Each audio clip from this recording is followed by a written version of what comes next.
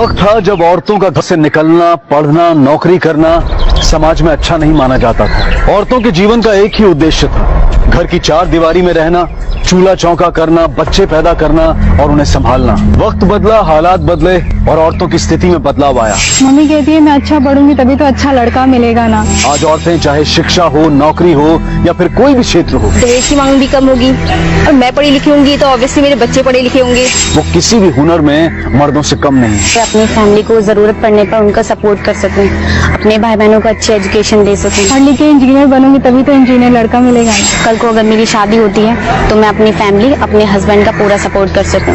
लेकिन आज भी हमारे देश के कई हिस्सों में लड़कियां या तो शिक्षा से दूर हैं या फिर उनकी शिक्षा एक अच्छा वर और घर पाने का जरिया मात्र है। आखिर क्यों? हमारी आज की कहानी एक लड़की कोयल की है जो ऐसे ही माहौल में एक बेहतर जिंदगी जीना चाहती थी।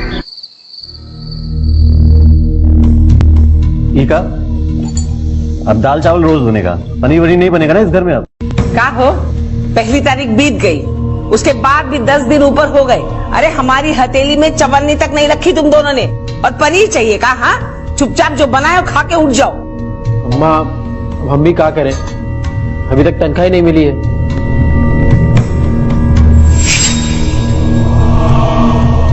अम्मा एक बात कहें? हाँ, हमें कल 5,000 रुपए मिल सकते हैं का?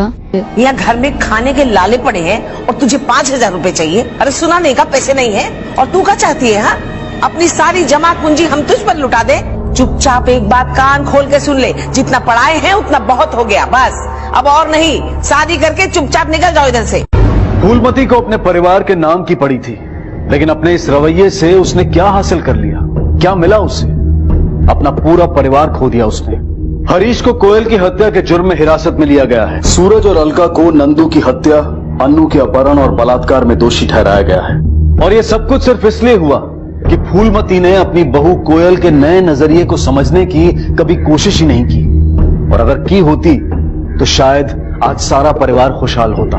ये केस हमारे समाज में फैले उस दोहरे नजरिए को दर्शाता है, जहां हम अपनी बेटियों को, अपनी बहनों को पढ़ाते तो हैं, लेकिन जब बारी बहुओं को आजादी देने की होती है तो हम पीछे हट जाते हैं। क्या हम वाकई औरतों को अपने समाज की तरक्की का भागीदार बनाना चाहते हैं? याद रखें, हमारी महिलाएं हमारे लिए शर्म नहीं बल्कि हमारी शान है। इसी विचार के साथ अब मैं अनूप सोनी आपसे विदा लेता हूं। फिर मुलाकात होगी अगले एपिसोड में और खुलासा करेंगे एक और जुर्म का।